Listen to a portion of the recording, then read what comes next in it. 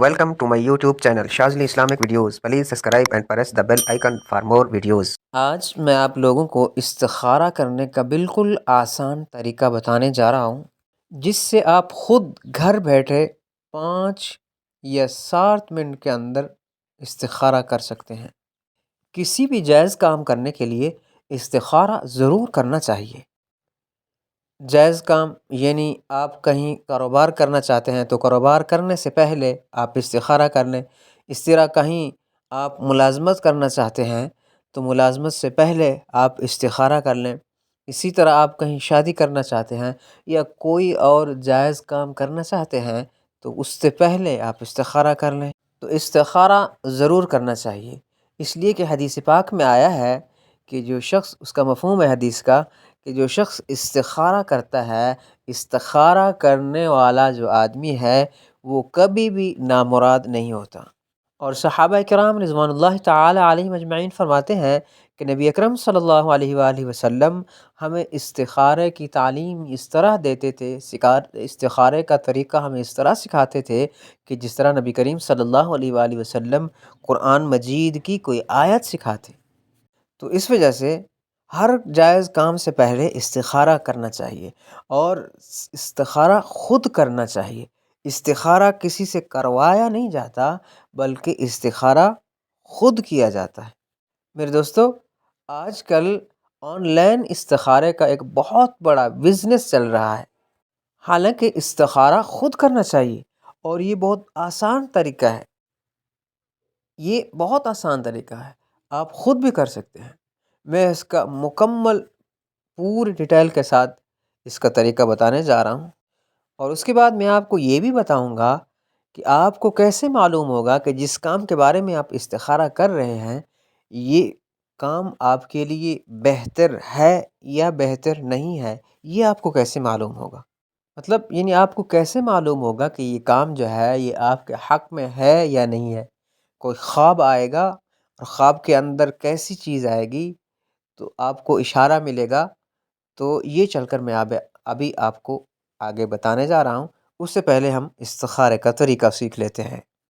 تو استخارے کا طریقہ یہ ہے کہ سب سے پہلے ہم اچھی طرح وضو کریں گے، پاک صاف کپڑے ہوں، اچھی طرح وضو کریں گے اور وضو کر کے پھر 2 رکعت نماز نفل بنیت استخارہ یہ پڑھیں گے۔ اب نیت کیسے کرنی ہے؟ نیت آپ کے دل کے اندر ارادہ ہے کہ آپ استخارہ کر رہے ہیں، زبان سے کہنے کی ضرورت نہیں ہے۔ تو جب آپ نے نیت کر لی تو نیت کر کے پھر 2 رکعت نماز نفل جیسے ہم ویسے پڑھتے ہیں اسی طرح ہم پڑھیں گے، یعنی تکبیر تحریمہ کہہ کر ہاتھ باندھ لیں گے۔ اس کے بعد ثنا، تعوذ، تسمیہ اور پڑھنے کے بعد سورہ فاتحہ 7 سورت ملائیں گے، رکوع سجود کر کے ایک رکعت ہماری مکمل ہو گئی۔ اب اس کے بعد دوسری رکعت کی طرف آئیں گے تو سب سے پہلے ہم نے بسم اللہ پڑھنی ہے، سورہ فاتحہ سورت 7 ملا کر رکوع سجود کر کے التحیات پڑھنا ہے، اس کے بعد درود شریف، اس کے بعد دعائے معصورہ پڑھ کے سلام پھیر دینا ہے۔ اب یہ ہماری 2 رکعت نماز نفل استخارہ ہو گئی۔ اس کے بعد یعنی جس وقت ہماری یہ 2 رکعت نماز نفل استخارہ یہ ہم نے پڑھ لی، اب اس کے پڑھنے کے بعد اسی جگہ جہاں ہم بیٹھے ہیں اسی جگہ ہم یہ دعا پڑھیں گے۔ یہ اسکرین پر یہ دعا آ رہی ہے، آپ میرے ساتھ اس کو دہرائیں تاکہ اگر کوئی لفظی غلطی ہے تو آپ اس کو درست کر لیں۔ بسم اللہ الرحمن الرحیم، اللہم انی استخیرک بعلمک واستقدرک بقدرتک واسألک من فضلک العظیم فإنک تقدر ولا أقدر ولا أعلم وأنت علام الغيوب اللهم إن كنت تعلم أن هذا الأمر، اب جب یہاں پر ہم آئیں گے ان هذا الامر اس لفظ پر جب آئیں گے تو وہ کام جس کے لیے ہم استخارہ کر رہے ہیں اس کام کو اپنے ذہن میں رکھیں گے۔ اللهم إن كنت تعلم أن هذا الأمر خير لي في ديني ومعاشي وعاقبة أمري فاقدره لي ويسره لي ثم بارك لي فيه وإن كنت تعلم أن هذا الأمر شر لي في ديني ومعاشي وعاقبة أمري فاصرفه عني واصرفني عنه واقدر لي الخير حيث كان ثم أرزني به۔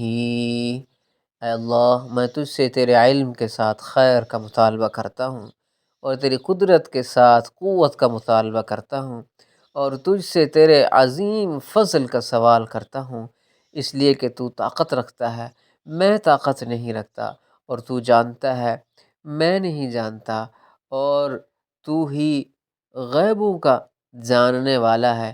اے اللہ، اگر تیرے علم میں یہ بات ہے کہ یہ کام میرے لیے، میرے دین، میری معیشت، میرے کام کے انجام میں بہتر ہے، تو اسے میرے مقدر میں کر دے اور میرے لیے اس کو آسان کر دے، پھر میرے لیے اس میں برکت ڈال دے۔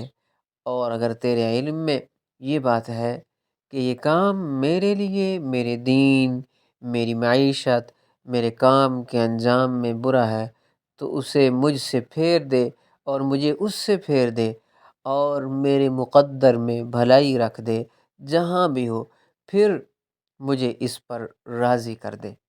اب دوستو، سوال یہ ہے کہ کیسے پتہ چلے گا ہم جس کام کے بارے میں استخارہ کر رہے ہیں یہ کام ہمارے لیے بہتر ہے؟ کیا ہمارے خواب کے اندر کوئی چیز آئے گی، کوئی آ کر ہمیں بتائے گا، یا ہمیں خواب کے اندر کوئی رنگ نظر آئے گا، کوئی ریڈ کلر آئے گا، کوئی سبز کلر آئے گا؟ نہیں، اس طرح کی کوئی بات نہیں ہے۔ اگر آ بھی جائے تو آپ کسی عالم دین سے پوچھ سکتے ہیں، لیکن اگر نہ آئے، بس آپ نے استخارہ کر دیا، آپ کا کام ہے استخارہ کرنا، یہ سنت عمل ہے۔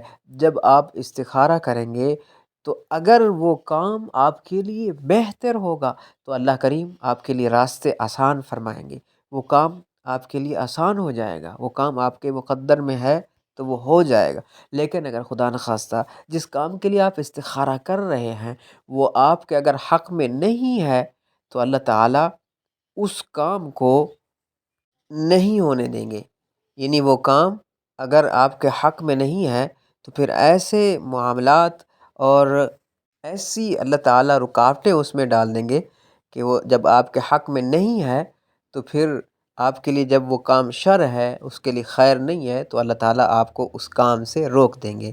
جب آپ نے یہ کر لیا، گویا کہ اللہ کریم سے آپ نے مشورہ لیا ہے، تو اگر آپ کے حق میں وہ کام صحیح ہے تو ہو جائے گا، اس کے لیے اللہ کریم راستے کھول دیں گے، اگر نہیں ہے تو اللہ کریم آپ کو اس سے بچائیں گے۔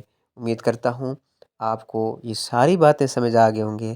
اللہ سے دعا ہے اللہ تعالی ہم سب کو دین پر صحیح معنی عمل کی توفیق عطا فرمائے۔